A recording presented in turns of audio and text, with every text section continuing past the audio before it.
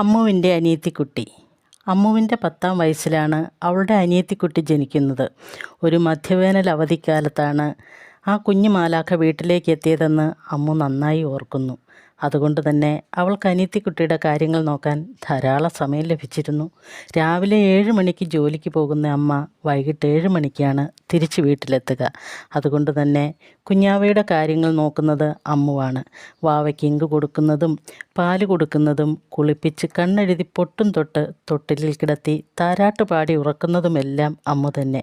അതുകൊണ്ടാവാം അമ്മയോടുള്ളതിനേക്കാൾ ആത്മബന്ധം കുഞ്ഞാവയ്ക്ക് അമ്മുവിനോടുണ്ടായിരുന്നു. കുഞ്ഞാവ ശാഠ്യം പിടിച്ച് കരയുമ്പോൾ അച്ഛനോ ഏട്ടനോ ആരെടുത്താലും അവൾ കരച്ചിൽ നിർത്തില്ല. പക്ഷേ അമ്മു എടുത്ത് നെഞ്ചോട് ചേർക്കുമ്പോൾ അവളുടെ കരച്ചിൽ പൊടുന്നനെ നിൽക്കും.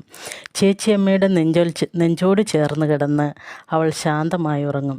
വേനലവധി കഴിഞ്ഞ് സ്കൂളിലേക്ക് പോയ അമ്മുവിന് പെറ്റമ്മയേക്കാൾ ആധിയായിരുന്നു. തേയിലത്തോട്ടത്തിലൂടെ വളഞ്ഞു പുളഞ്ഞ് കല്ലും മുള്ളും നിറഞ്ഞ ചെറുമൺപാതയിലൂടെ നടന്നു നീങ്ങുമ്പോൾ അവളുടെ കുഞ്ഞു നെഞ്ച് കുഞ്ഞാവയെ ഓർത്ത് പിടയുകയായിരുന്നു. ഇതാണ് എൻ്റെ ആദ്യത്തെ ചെറുകഥ. ഞാനൊരു എഴുത്തുകാരിയൊന്നും അല്ല കേട്ടോ. വീട്ടുജോലികൾക്കിടയിലുള്ള ഇടവേളകൾ എന്നിലെ ചെറിയ സൃഷ്ടികൾ ഞാൻ ഉണർത്തുന്നു, അത് നിങ്ങളിലേക്ക് എത്തിക്കുന്നു. ഇതൊരു തുടക്കം മാത്രമാണ് കേട്ടോ.